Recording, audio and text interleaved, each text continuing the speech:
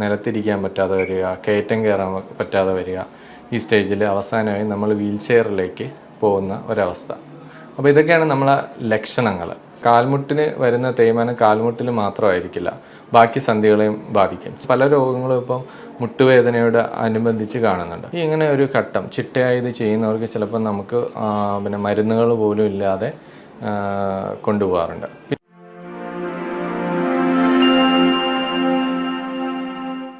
നമസ്കാരം, എൻ്റെ പേര് ഡോക്ടർ പ്രശാന്ത് JS.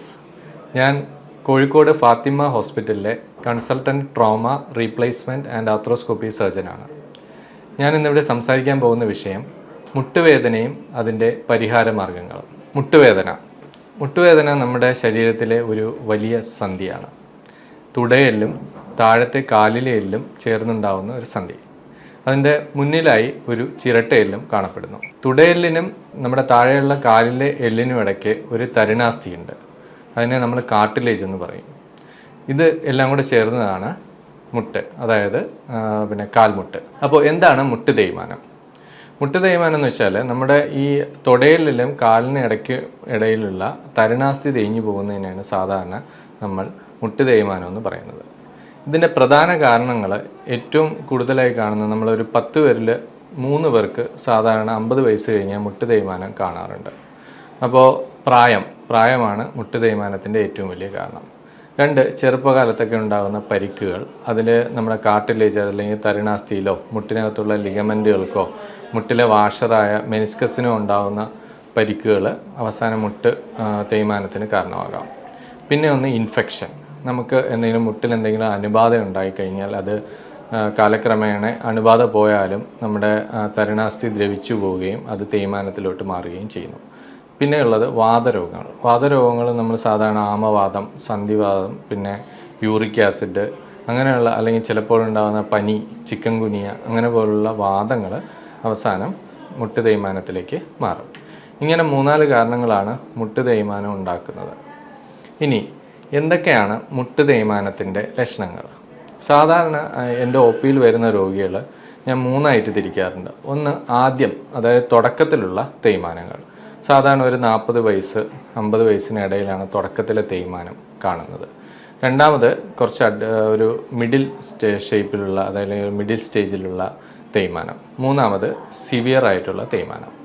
അപ്പോൾ ലക്ഷണങ്ങളെന്ന് വെച്ച് കഴിഞ്ഞാൽ ആദ്യത്തെ സ്റ്റേജിൽ നമുക്ക് ചെറിയൊരു വേദന, അത് കൂടുതലും ഡിമാൻഡിങ് ആക്ടിവിറ്റീസ്, അതായത് സ്റ്റെപ്പ് കയറുമ്പോൾ അല്ലെങ്കിൽ നിലത്തിരിക്കാൻ, നമ്മൾ നിലത്ത് എന്തെങ്കിലും ഇന്ത്യൻ ക്ലോസറ്റ് ആയാലും അല്ലെങ്കിൽ നമുക്ക് എന്തെങ്കിലും പ്രാർത്ഥന അങ്ങനെ എന്തെങ്കിലും നിലത്തിരിക്കേണ്ട സ്ഥിതി വരുമ്പോൾ എഴുന്നേൽക്കുമ്പോഴുള്ള വേദന. അത് കഴിഞ്ഞ് നമ്മൾ കുനിഞ്ഞ് ചെയ്യുന്ന, അതായത് വെയിറ്റ് എടുക്കേണ്ടി വരുന്ന ജോലികൾ ചെയ്യുമ്പോൾ ചെറിയ വേദന, അല്ലെങ്കിൽ കുറേ ദൂരം നടന്നതിന് ശേഷം നമ്മൾ പിന്നെ വരുമ്പോഴത്തേക്ക് ഉണ്ടാകുന്ന വേദന. ഇതെല്ലാം നമ്മൾ രാവിലെ അധികം വേദന ഉണ്ടാവില്ല. അവസാനം നമ്മൾ വൈകുന്നേരം അടുക്കുമ്പോൾ ജോലിയൊക്കെ ഇങ്ങനെ ചെയ്ത് കുറച്ചൊരു ക്ഷീണമാകുമ്പോഴാണ് ഈ വേദന കാണപ്പെടുന്നത്. അത് കഴിഞ്ഞിട്ട് രണ്ടാമത്തെ സ്റ്റേജിലേക്ക് ആകുമ്പോഴത്തേക്കും നമുക്ക് തുടക്കത്തിൽ തന്നെ, അതായത് നമ്മൾ ഒരു കുറച്ച് നേരം രാവിലെ കഴിഞ്ഞ് കുറച്ച് നേരം ജോലി എടുക്കുമ്പോൾ തന്നെ കാല് ചെറുതായിട്ട് വേദന തുടങ്ങും. അത് ഈ പറഞ്ഞ ഡിമാൻഡിങ് ആക്ടിവിറ്റി അല്ലാതെ കുറച്ച് ദൂരം നമുക്ക് ഒരു 1 കിലോമീറ്റർ താഴെയൊക്കെ നടന്നു തുടങ്ങുമ്പോൾ തന്നെ ഈ വേദന കാണാറുണ്ട്. അവസാനത്തെ സ്റ്റേജിൽ നമുക്ക് തീരെ നടക്കാൻ പറ്റാത്ത ഒരു സ്റ്റേജ്, നമ്മൾ നടക്കാൻ പറ്റാതെ വരിക, മുട്ട് വളയുക, തീരെ നമുക്ക് സ്റ്റെപ്പ് കയറാൻ പറ്റാതെ വരിക, നിലത്തിരിക്കാൻ പറ്റാതെ വരിക, കയറ്റം കയറാൻ പറ്റാതെ വരിക. ഈ സ്റ്റേജിൽ അവസാനമായി നമ്മൾ വീൽ ചെയറിലേക്ക് പോകുന്ന ഒരവസ്ഥ. അപ്പോൾ ഇതൊക്കെയാണ് നമ്മളെ ലക്ഷണങ്ങൾ.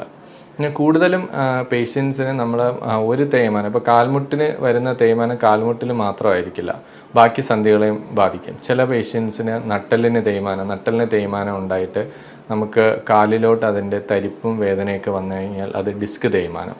പിന്നെ നട്ടെല്ലിനെ ബാധിക്കുന്ന ചില വാദങ്ങൾ, ഞാൻ നേരത്തെ സൂചിപ്പിച്ചതുപോലെ സന്ധിവാദം, ആമവാദം, ഇതൊക്കെ നട്ടെല്ലിനെയും ബാധിക്കാം. പിന്നെ ഉണ്ടാകുന്ന ഒരു തേയ്മാനമാണ് കഴുത്ത് തേയ്മാനം. നമ്മളെന്തെങ്കിലും കുറേ നേരം ജോലി ചെയ്യുകയോ, ഇപ്പോൾ കൂടുതലിപ്പം നമ്മൾ ഈ ഓൺലൈൻ ക്ലാസ്സുകൾ ഒക്കെ ഒരുപാട് അറ്റൻഡ് ചെയ്യുന്നവർക്ക് കഴുത്ത് തേയ്മാനം കാണുന്നുണ്ട്.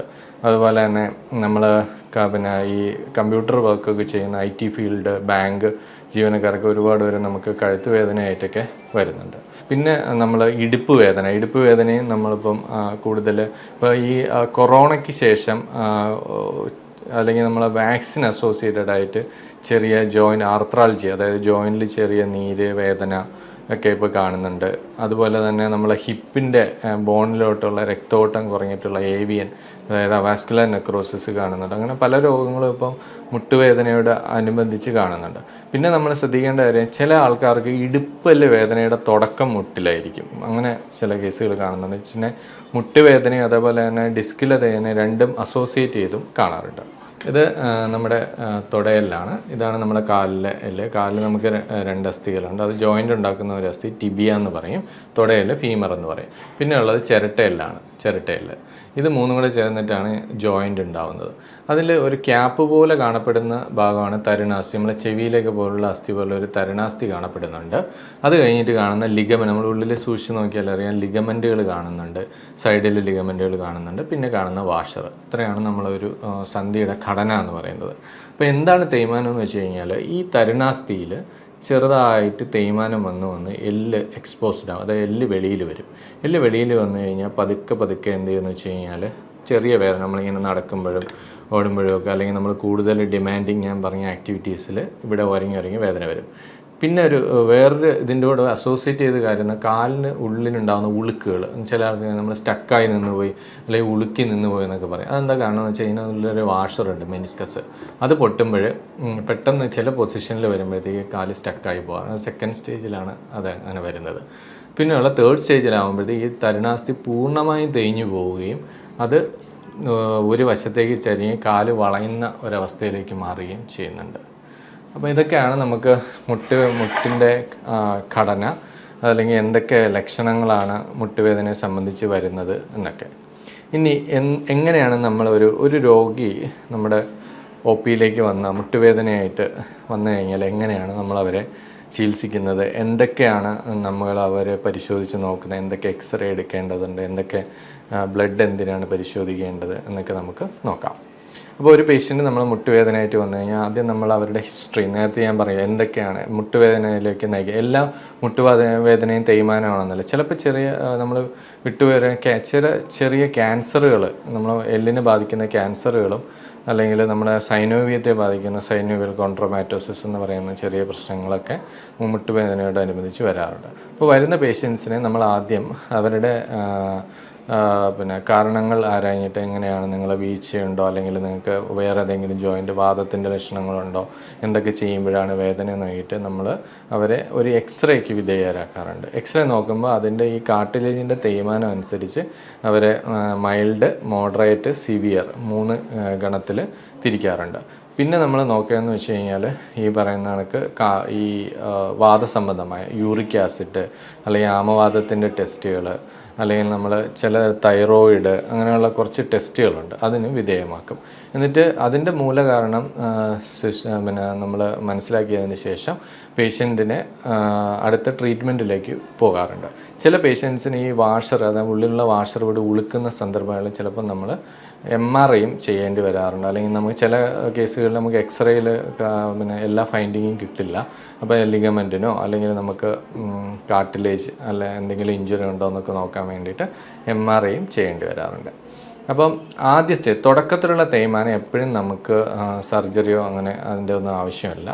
നമ്മൾ അവരെ ചികിത്സിക്കുക. ഒന്ന്, ജീവിതശൈലി മാറ്റുക. അതായത് പ്രായമാകുമ്പോഴാണ് കൂടുതൽ ഒരു 80% ആൾക്കാരും പ്രായമാകുമ്പോഴാണ് തേയ്മാനം വരുന്നത്. ജീവിതശൈലി എന്ന് പറഞ്ഞാൽ ഹൈ ഡിമാൻഡിങ് ആക്ടിവിറ്റീസ് ഒഴിവാക്കുക. അതായത് നിലത്തിരിക്കുന്നത് ഒഴിവാക്കുക, സ്റ്റെപ്പ് കയറുന്നത് എത്രയും നമുക്ക് കുറയ്ക്കാൻ പറ്റുമോ അത്രയും കുറയ്ക്കുക. അതേപോലെ തന്നെ കുനിങ്ങി ചെയ്യുന്ന ജോലിയൊക്കെ ചെയ്യുമ്പോൾ നമ്മുടെ വെയിറ്റിൻ്റെ 5 ഇരട്ടി വെയിറ്റ് മുട്ടിനും 6 ഇരട്ടി വെയിറ്റിന് ഊരിക്കും വരും. അപ്പം അങ്ങനെയുള്ള കാര്യങ്ങൾ നമുക്ക് എത്രയും കുറച്ച് വയ്ക്കാൻ പറ്റുമോ അത്രയും കുറച്ച് വയ്ക്കുക. 2, ശരീരഭാരം കുറയ്ക്കുക.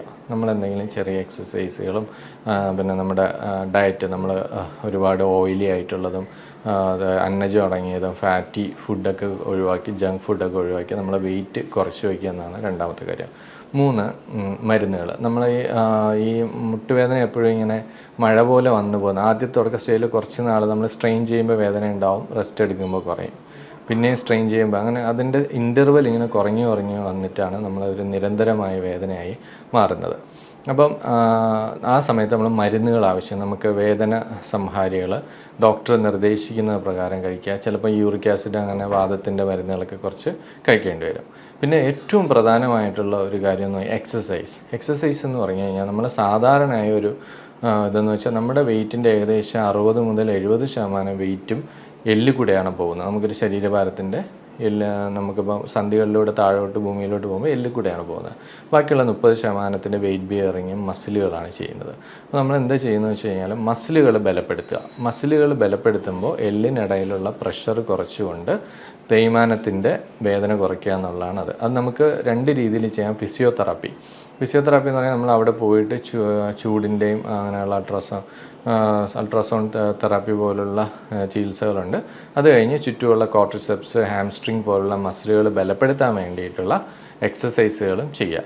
ഇങ്ങനെ ഒരു ഘട്ടം ചിട്ടയായി ഇത് ചെയ്യുന്നവർക്ക് ചിലപ്പോൾ നമുക്ക് പിന്നെ മരുന്നുകൾ പോലും ഇല്ലാതെ കൊണ്ടുപോകാറുണ്ട്. പിന്നെ നമ്മൾ കഴിക്കുന്ന ഒരു സാധനം എന്ന് വെച്ചാൽ തരുണാസ്ഥി ഉണ്ടായ ഒരാളെ ഗ്ലൂക്കോസമിനോ ഗ്ലൈക്കാൻസ് എന്ന് പറയുന്ന കുറച്ച് മരുന്നുകൾ നമ്മൾ കഴിക്കാറുണ്ട്. പിന്നെ സ്ത്രീകളിലും ഒക്കെ കൂടുതലും കാൽഷ്യം ഡെഫിഷ്യൻസി, കാൽഷ്യം കുറവുള്ള അസ്ഥിബലക്ഷയവും തേയ്മാനത്തിൻ്റെ ആക്കം കൂട്ടുന്ന ഒരു വസ്തുതയാണ്.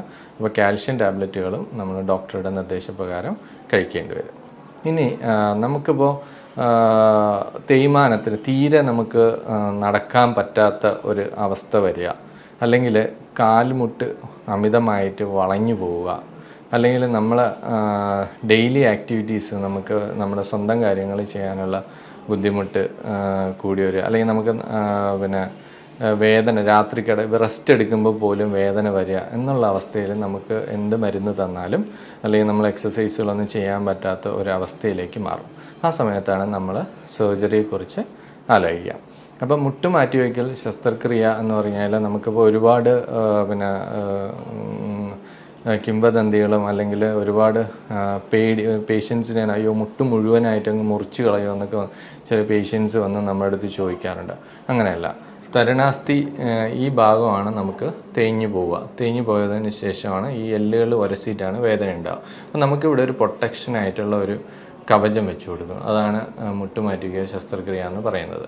അപ്പോൾ ഇത് നമ്മൾ തുടയെല്ല്, ഇത് താഴത്തെ എല്ല്. അപ്പോൾ ഇതിന് മേലുള്ള തരുണാസ്ഥിക്ക് പകരം നമ്മളൊരു ഒരു കൊബാൾട്ട് ക്രോമിയം പോലുള്ള മെറ്റൽ ഉപയോഗിക്കുന്നു. ഇവിടെ ഒരു പ്ലാസ്റ്റിക്കിൻ്റെ ഇൻസേർട്ട് ഉണ്ട്, പിന്നെ ഒരു മെറ്റൽ ടിബിയയ്ക്ക്. അപ്പോൾ ഒരു 3 മില്ലിമീറ്റർ മുതൽ 9 മില്ലിമീറ്ററുള്ള ഒരു ഭാഗം മുറിച്ച് കളഞ്ഞതിന് ശേഷം അവിടെ നമ്മളിത് വെക്കുന്നു. ഇതാണ് ഈ ഓപ്പറേഷൻ. അതുപോലെ തന്നെ നമ്മുടെ ഓപ്പറേഷന് ശേഷം നമ്മുടെ സ്വന്തം കാര്യങ്ങൾ ചെയ്യാനും നമുക്ക് വേദനരഹിതമായി നടക്കാനും കഴിയും. അപ്പോൾ ഞാൻ നേരത്തെ പറഞ്ഞ സങ്കീർണമായ വേദനകളുള്ള ഒരവസ്ഥയിൽ എത്തിച്ചേരുമ്പോൾ നമ്മൾ മുട്ടുമാറ്റി വയ്ക്കും. അപ്പോൾ എന്താണ് നമ്മൾ ഇതിന് വേണ്ടിയുള്ള തയ്യാറെടുപ്പുകൾ? നമ്മളതൊരു വളരെയധികം പ്ലാൻഡ് ആയിട്ടുള്ള ഒരു ഓപ്പറേഷനാണ്, എമർജൻസി ആയിട്ടുള്ള ഒരു ഓപ്പറേഷനല്ല. അപ്പോൾ നമ്മളൊരു പേഷ്യൻ്റ് വന്നു കഴിഞ്ഞാൽ പേഷ്യൻറ്റിന് നമ്മൾ ആദ്യം തന്നെ കാർഡിയോളജി, മെഡിസിൻ, അതേപോലെ തന്നെ നമുക്ക് എവിടെയെങ്കിലും അണുബാധകളുണ്ടോ, അതിപ്പോൾ നമ്മൾ ENT ആയാലും യൂറോളജിയോ അല്ലെങ്കിൽ പിന്നെ ഡെൻ്റലോ എന്തെങ്കിലുമൊക്കെ അണുക്കൾ ബാധ ഉണ്ടെങ്കിൽ അതൊക്കെ ചോദിച്ചിറങ്ങിയിട്ട് അതിൻ്റെ അണുക്കൾ ബാധയെല്ലാം മാറ്റി നമ്മൾ കാർഡിയോളജിസ്റ്റിൻ്റെ ഒരു ഫിറ്റ്നസ് മേടിക്കും, മെഡിസിൻ ഫിറ്റ്നസ് മേടിക്കും, അനസ്തേഷ്യ ഡോക്ടറുടെ ഫിറ്റ്നസ്സൊക്കെ മേടിച്ചിട്ടാണ് പേഷ്യൻറ്റിനെ അഡ്മിറ്റ് ആക്കി കഴിഞ്ഞാൽ നമ്മൾ ഒരു ദിവസം സർജറി ചെയ്യുന്നു. പിറ്റേ ദിവസം തന്നെ നമുക്ക് ഇവിടെ നമ്മളെ ഫാത്തിമ ഹോസ്പിറ്റലിൽ ചെയ്യുന്ന സർജറി വേദന കുറഞ്ഞ ഒരു സർജറിയാണ്. അപ്പോൾ അത് നമുക്ക് പുറകിലൂടെ ട്യൂബിട്ട് കണ്ടിന്യൂസ് മെഡിസിൻ തന്നിട്ട് 2 ദിവസം തീരെ വേദന ഒരു 90-95% സർജറിയുടെ വേദന ഇല്ലാത്ത രീതിയിലുള്ള ഓപ്പറേഷനാണ് ഇവിടെ ചെയ്യുന്നത്. പിറ്റേ ദിവസം തന്നെ നമുക്ക് നടക്കാൻ പറ്റും. 3ാമത്തെ ദിവസം തൊട്ട് ബാത്റൂമിൽ പോവാം, നമുക്ക് ടോയ്ലറ്റ് ട്രെയിനിങ് കാര്യങ്ങൾ തരും. 6ാമത്തെ ദിവസം നമ്മളിവിടെ നിന്ന് സ്റ്റെപ്പൊക്കെ ഇറക്കിയിട്ടാണ് പേഷ്യൻ്റ് ഡിസ്ചാർജ് ചെയ്യുന്നത്. പിന്നെ 2 പ്രാവശ്യം നിങ്ങൾ ഹോസ്പിറ്റലിൽ വരേണ്ടി വരും. 2ാമത്തെ പ്രാവശ്യം വരുമ്പോൾ നമ്മളൊരു 15 ദിവസം കഴിഞ്ഞതിന് ശേഷം സ്റ്റിച്ച് എടുക്കും. ഇതിനിടയ്ക്ക് ഫിസിയോതെറാപ്പി ഉണ്ട്, എക്സസൈസുകളുണ്ട്. അത് നമുക്ക് വീട്ടിൽ ചെയ്യാവുന്നതുകൊണ്ട് ഇവിടെ വരുമ്പോൾ ഇവിടെ വെച്ച് ചെയ്യാവുന്നതുണ്ട്. പിന്നെ വേറെ കുറേ സംശയങ്ങൾ, നമ്മൾ ഇതിലിടുന്ന പിന്നെ എത്ര നാൾ നിലനിൽക്കും നോക്കണം. സാധാരണ നമ്മളൊരു 10 മുതൽ 15 വർഷം, ചിലപ്പോൾ 20 വർഷം വരെ ചില പേഷ്യൻസിന് കിട്ടാറുണ്ട്. ഓരോരുത്തരുടെ ഉപയോഗം അനുസരിച്ചിരിക്കും. സാധാരണ നമ്മൾ ഉപയോഗിക്കുന്ന അമേരിക്കൻ, ജർമ്മൻ മെയ്ഡ് സാധനം, പിന്നെ ഇംഗ്ലണ്ട് അവിടെ നിന്നൊക്കെ വിദേശ നിർമ്മിതമായ ഇതാണ് നമ്മളിവിടെ മുട്ടുമാറ്റി വയ്ക്കാൻ വേണ്ടി ഉപയോഗിക്കുന്നത്. പിന്നെ അവസാന സ്റ്റേജിൽ നമ്മൾ 1 മാസം കഴിഞ്ഞതിന് ശേഷം ഇവരെ മുറിവെല്ലാം ഉണങ്ങി നല്ലോണം എക്സസൈസൊക്കെ ചെയ്ത് ഒരു 3 മാസം വരെ നമ്മൾ ഫോളോ അപ്പിന് വരാൻ പറയാറുണ്ട്. അത് കഴിഞ്ഞാൽ സ്വന്തം ജീവിതത്തിലേക്ക് തിരിച്ചു പോവാം. അപ്പോൾ ഇതാണ് മുട്ടുവേദനയെക്കുറിച്ച് എനിക്ക് പറയാനുള്ളത്. അപ്പോൾ നിങ്ങൾക്ക് എന്തെങ്കിലും സംശയങ്ങളുണ്ടെങ്കിൽ താഴെയുള്ള കമൻറ്റ് ബോക്സിൽ കമൻറ്റ് ചെയ്യുക. സമയമനുസരിച്ച് ഞാൻ അതിന് റിപ്ലൈ ചെയ്യുന്നതായിരിക്കും. ഇനി മറ്റൊരു വിഷയവുമായി അടുത്ത പ്രാവശ്യം കാണാം. നമസ്കാരം.